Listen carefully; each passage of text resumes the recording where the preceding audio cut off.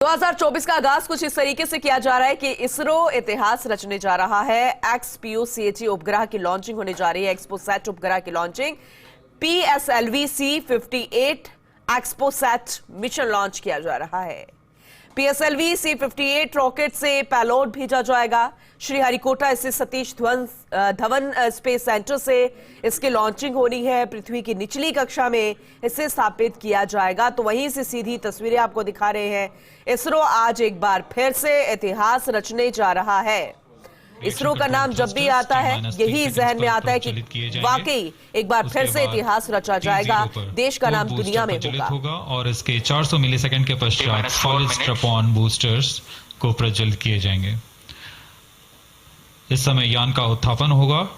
लगभग 23 किलोमीटर की ऊंचाई प्राप्त कर लेने पर स्ट्रैप-ऑन के कार्यकाल समाप्त हो जाएंगे और इसे यान से पृथक कर दिया जाएगा। कोर बूस्टर S139 बूस्टर प्रज्वलित रहकर कुछ 110 सेकंड तक प्रज्वलित रहकर यान को 57 किलोमीटर की ऊंचाई प्रदान करेगा तथा 1.62 किलोमीटर प्रति सेकंड की सापेक्ष onboard computer in flight mode. प्रथम चरण के कार्यकाल के पश्चात द्वितीय चरण को प्रज्वलित किया जाएगा और प्रथम चरण को यान से पृथक कर दिया जाएगा। द्वितीय चरण 152 सेकंड तक प्रज्वलित रहेगा और इस दौरान यान क्लोज लूप गाइडेंस के अंतर्गत चला जाएगा और इसी दौरान ऊष्मा कवच को भी यान से पृथक कर दिया जाएगा। PS2 द्वितीय चरण के कार्यकाल के पश्चात इसे पृथक कर दिया जाएगा और इसके पृथकन के 1 सेकंड के पश्चात ही तृतीय चरण जो कि उच्च निष्पादन वाला HPS-3 चरण है, ठोस नोदक पर आधारित चरण, इसका प्रज्वलन शुरू हो जाएगा। तृतीय चरण का प्रज्वलन काल 123 सेकंड का होगा और इस समय यान 206.8 किलोमीटर की ऊंचाई तथा 7.23 किलोमीटर प्रति सेकंड की सापेक्ष गति प्राप्त कर चुका होगा। तृतीय चरण के कार्यकाल के पश्चात तृतीय चरण तथा चतुर्थ चरण सम्मिलित होकर कोस्ट फेज की शुरुआत करेंगे। इस दौरान कोई भी प्रज्वलन नहीं हो रहा होगा और यह कोस्ट फेज करीब 200 सेकंड्स तक जारी रहेगा। इसके पश्चात तृतीय चरण को पृथक कर दिया जाएगा, लेकिन चतुर्थ चरण के प्रज्वलन से 425 सेकंड तक यह कोस्टिंग फेज जारी रहेगा।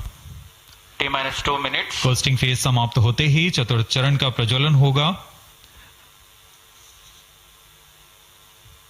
और यह वह अंतिम चरण है जो एक्सपोसैट उपग्रह को निर्धारित कक्षा पर लेकर जाएगा और उद्दिष्ट कक्षा में अंतक्षेपित करेगा।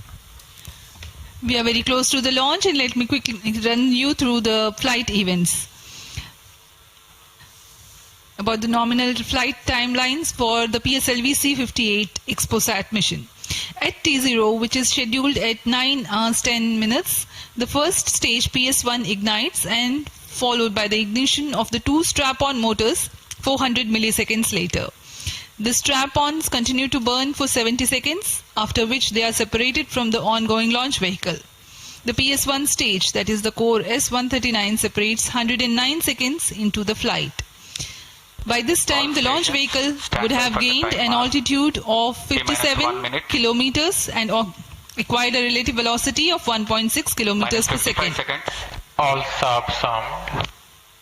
The stage 2 ignites All sequences after armed. PS1, continues to burn for 152 seconds. Operational time for PS3 is 124 seconds. PS4 will operate for 247 seconds. Then the injection parameters will be achieved. Seconds. Real-time programs activated. Minus 25 seconds. VSPP opened. Minus 20 seconds.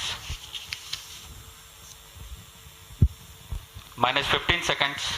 प्रमोचन से 15 second की दूरी पर 10, 9, 8, 7, 6, 5, 4, 3, 2, 1, 0. Lift off normal. Bright morning of the New Year's Day New made tracking. brighter by a majestic Plus liftoff. 10 seconds. PSLV C-58 carrying India's X-ray polarimetric satellite towards its destination. Due to tracking. जी हाँ, इस वर्ष का प्रथम promotion Plus 20 seconds. Sriharikota के प्रथम promotion मंच से PSLV C-58 का हमने सफलतापूर्ण उत्थापन देखा और यह अपनी उद्दिष्ट Plus कक्षा 30 की ओर निरंतर बढ़ता हुआ प्रथम चरण का निष्पादन पूरी तरह सामान्य। Nominal thrusting by PS1 stage. Nominal burn time for the strap-ons is 70 seconds and the core motor for 109 seconds. इस समय यान अपने अधिकतम गतिक दाब से गुजरता हुआ प्रथम चरण का कुल प्रज्वलन काल 110 सेकंड का होगा। तत्पश्चात इसे यान से पृथक कर दिया जाएगा। Sharp tracking station currently tracking the flight. Ground lead strap-on separated. दोनों स्ट्रेपॉन्स को यान से पृथक कर दिया गया है तथा कोर बूस्टर अभी भी प्रज्वलित है। Presently, the core S139 motor alone thrusting. The strap-ons have been separated. Normal. This stage will carry the rocket to 57 kilometers altitude and add 1.6 kilometers per second as a relative velocity. इस घटनाक्रम पे अगला है प्रथम चरण का पृथकन तथा द्वितीय चरण का प्रज्वलन। First stage separated. Second stage engine started. Closed loop guidance initiated. जी हाँ, इसकी पुष्टि हो चुकी है। प्रथम चरण को सफलतापूर्वक यान से पृथक किया गया है और द्वितीय चरण का प्रज्वलन शुरू हो चुका है। There is a confirmation from the Range Operations Director that the second stage has commenced its operation. Second stage performance normal. And as the altitude right now is almost at the verge of the dense atmosphere, closed loop guidance has been initiated. The next flight event is eagerly awaited. The next flight event is payload fairing separation.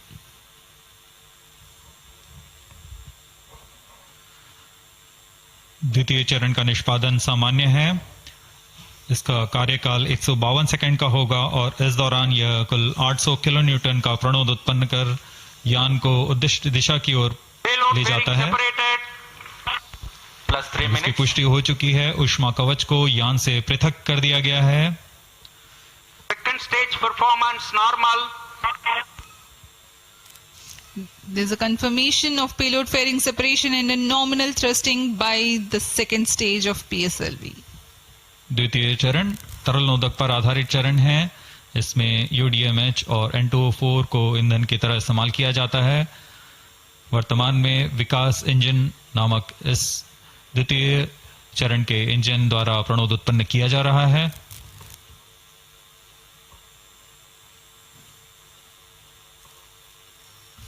By the time PS2 completes its operation, the altitude of the launch vehicle will be 161 kilometers and relative velocity of 4.5 kilometers per second. Current altitude close to 150 kilometers. Second stage performance normal. Plus 4.